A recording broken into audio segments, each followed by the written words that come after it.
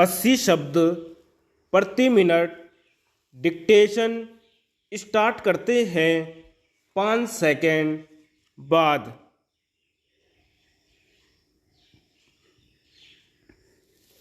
सभापति महोदय, अभी हाल में जो आम चुनाव हुए थे उनमें खास तौर पर 2 बातों का वायदा किया गया था। एक तो बेकारी की समस्या को हल करेंगे और दूसरे देश की गरीबी को दूर करेंगे। ये दोनों सवाल बड़े महत्वपूर्ण हैं जिनके ऊपर हमको विशेष रूप से ध्यान देना चाहिए। श्रीमान, जमीन के संबंध में यह कहा जाता है कि उसकी हदबंदी होनी चाहिए।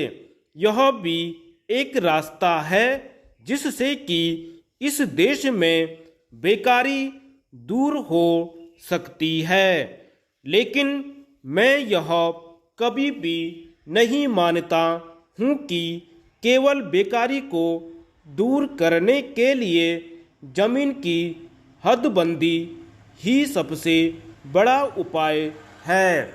इससे थोड़ी बहुत समस्या हमें जरूर मिल सकती है, लेकिन जब तक देश में उद्योग धंधे न बढ़े, चाहे वह बड़े उद्योग धंधे हों अथवा कुटीर उद्योग हो, तब तक देश में बेरोजगारी की समस्या हल नहीं हो सकती है।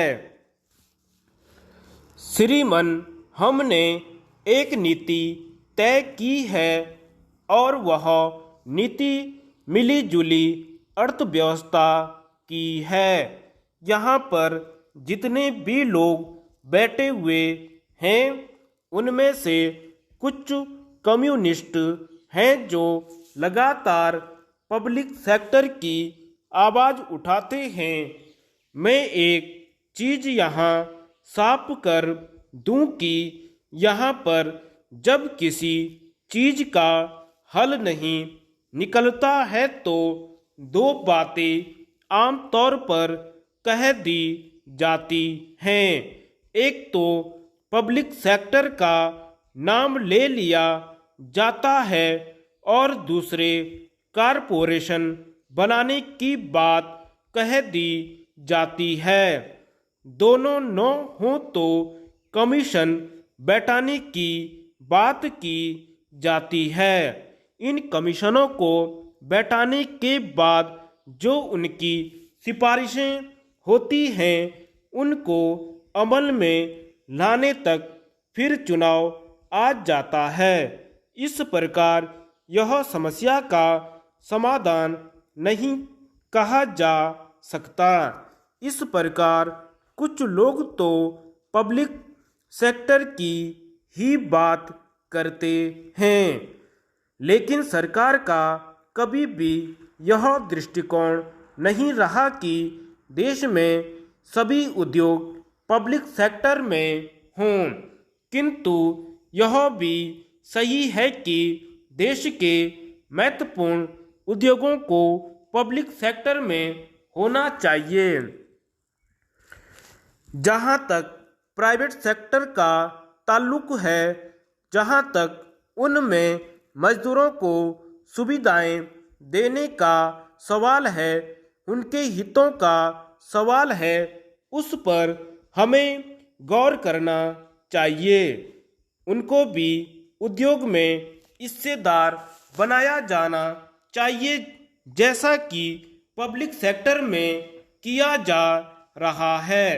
ऐसा करने से दोनों सेक्टरों में उद्योग स्थापित करने से देश में चहुमुखी प्रगति होगी और देश खुशहाली की ओर बढ़ेगा।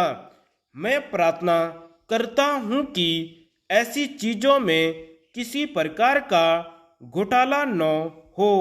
इसके लिए आपको कार्य करना चाहिए। अगर आप हरिजनों और आदिवासियों का उद्धार करना चाहते हैं तो जहां पर भी भ्रष्टाचार की शिकायतें सामने आएं, उनकी जांच होनी चाहिए और अपराधी को सख्त से सख्त सजा मिलनी चाहिए। जो भी पैसा सरकार की ओर से इस काम के लिए दिया जाता है, उसका सदुपयोग होना चाहिए, दुरुपयोग नहीं। यदि ऐसा हो जाए तो कोई शिकायत करने का भी मौका नहीं मिलेगा और पिछड़े वर्गों के लोगों का भी सही रूप से कल्याण हो सकेगा। धन्यवाद।